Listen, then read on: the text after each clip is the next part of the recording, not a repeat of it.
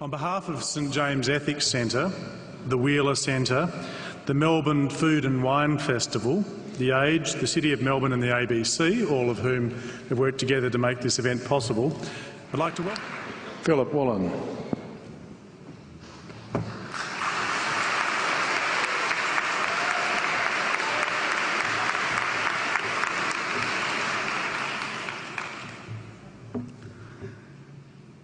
King Lear, late at night on the cliffs, asks the blind Earl of Gloucester, "How do you see the world?" And the blind man Gloucester replies, "I see it feelingly. And shouldn't we all? Animals must be off the menu because tonight they are screaming in terror in the slaughterhouses, in crates and in cages, vile, ignoble gulags of despair." You see, I heard the screams of my dying father as his body was ravaged by the cancer that killed him. And I realized I'd heard those screams before. In the slaughterhouse, their eyes stabbed out and their tendons slashed, on the cattle ships to the Middle East, and the dying mother wail as a harpoon explodes in her brain as she calls out to her calf. Their cries were the cries of my father. And I discovered that when we suffer as equals. And in their capacity to suffer, a dog is a pig, is a bear, is a boy. Meat today is the new asbestos, more murderous than tobacco. CO2, methane and nitrous oxide from the livestock industry are killing our oceans with acidic, hypoxic dead zones. 90% of small fish are ground up into pellets to feed to livestock. Vegetarian cows today are the world's largest ocean predators. The oceans are dying in our time. By 2048, all our fisheries will be dead, the lungs and the arteries of the earth. Billions of bouncy little chicks are ground up alive simply because they are male. Only 100 billion people have ever lived. 7 billion people live today. And yet we torture and kill 2 billion sentient living beings every week. 10,000 entire species are wiped out every year because of the actions of one. And we're now facing the 6th mass extinction in cosmological history. If any other organism did this, a biologist would call them a virus. It is a crime against humanity of unimaginable proportions. But happily, the world is changing. 10 years ago, Twitter was a bird sound. www was a stuck keyboard. Cloud was in the sky. 4G was a parking space. Google was a baby's burp. Skype was a typo. And Al-Qaeda was my plumber. Victor Hugo said, "There is nothing more powerful than an idea whose time has come." Well, animal rights today is now the greatest social justice issue since the abolition of slavery. Do you know there are over 600 million vegetarians in this world? And that is bigger than the United States, England, France, Germany, Spain, Italy, Canada, Australia, New Zealand, all put together. If we were one nation, we would be bigger than the 27 nations of the European Union. Can you believe that? And despite this massive demographic footprint, we are still drowned out by the raucous hunt and shoot and killing cartels who believe that violence is the answer when it should not even be a question.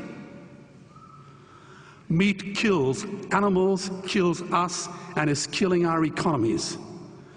Medicare has already bankrupted the United States. They will need $8 trillion invested in treasury bills just to pay the interest, and they have precisely zero. They could shut down every school, Army, Navy, Air Force, Homeland Security, Marines, CIA, and FBI, and they still will not have the money to pay their doctor bills. And our Cornell and Harvard say that the optimum amount of meat in a healthy human diet is precisely zero. Water, as you know, is the new oil. Nations will soon be going to war for it. Underground aquifers that took millions of years to fill are now running dry. It takes 50,000 liters of precious drinking water to make 1 kilo of beef. Today, 1 billion people are hungry. 20 million people will die from malnutrition.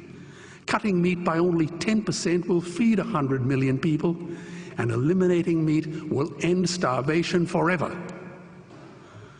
If everyone ate a Western diet, we would need 2 planet Earths to feed us. We've only got one, and she is dying.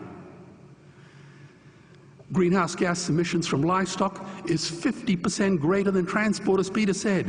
Cars, trains, buses, ships, lorries, the whole lot. And as I travel around the world, I see poor countries who sell their grain to the West while their own children starve in their arms. And the West feeds it to livestock so we can eat a steak? Am I the only one who sees this as a crime? Believe me, every morsel of meat we eat is slapping the tear-stained face of a hungry child. When I look into her eyes, do I remain silent? The earth can produce enough food for everyone's need, but not enough for everyone's greed.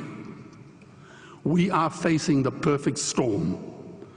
If any nation had developed weapons that could wreak such havoc on the planet, we would launch a preemptive military strike and bomb it back into the Bronze Age. But it's not a rogue state, it's an industry. The good news is we don't have to bomb it. We can just stop buying it. Sir George Bush was wrong. The axis of evil does not run through Iraq, Iran, or North Korea. It runs through our dining tables. Weapons of mass destruction are our knives and forks. Our proposition is the Swiss Army knife of the future. It solves our environmental, water, human health problems and ends cruelty forever. The Stone Age didn't end because we ran out of stones. This cruel, disgusting industry will end because we run out of excuses.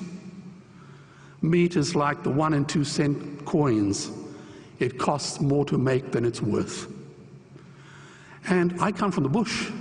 Farmers are the ones with the most to gain. Farming won't end, it would boom. Only the product line will change. Farmers would make so much money they won't even bother counting it, and I'd be the first to applaud them. Governments would love us. New industries would emerge and flourish. Health insurance premiums would plummet. Hospital waiting lists would disappear. Hell, we'd be so healthy, we'd have to shoot someone just to start a cemetery. So tonight I have 2 challenges for the opposition. 2 challenges. Meat causes a wide range of cancers and heart disease. Would they name one disease caused by a vegetarian diet? And 2, I'm funding the Earthlings trilogy. If the opposition is so sure of their ground, I challenge them to send a copy of the Earthlings DVD to all their colleagues and all their customers. Go on, I dare you.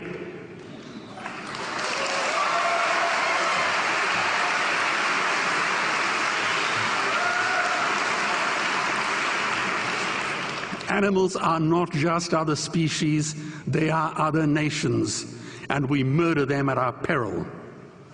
The peace map is drawn on a menu. Peace is not just the absence of war, it is the presence of justice. Justice must be blind to race, color, religion, or species. If she's not blind, she will be a weapon of terror. And tonight, there is unimaginable terror in those ghastly Guantanamos we call factory farms or slaughterhouses. Believe me, if slaughterhouses had glass walls, we wouldn't be having this debate tonight. You see, I believe another world is possible. And on a quiet night, I can hear her breathing. Let's get animals off the menu and out of these torture chambers. Please vote tonight for those who have no voice. Thank you.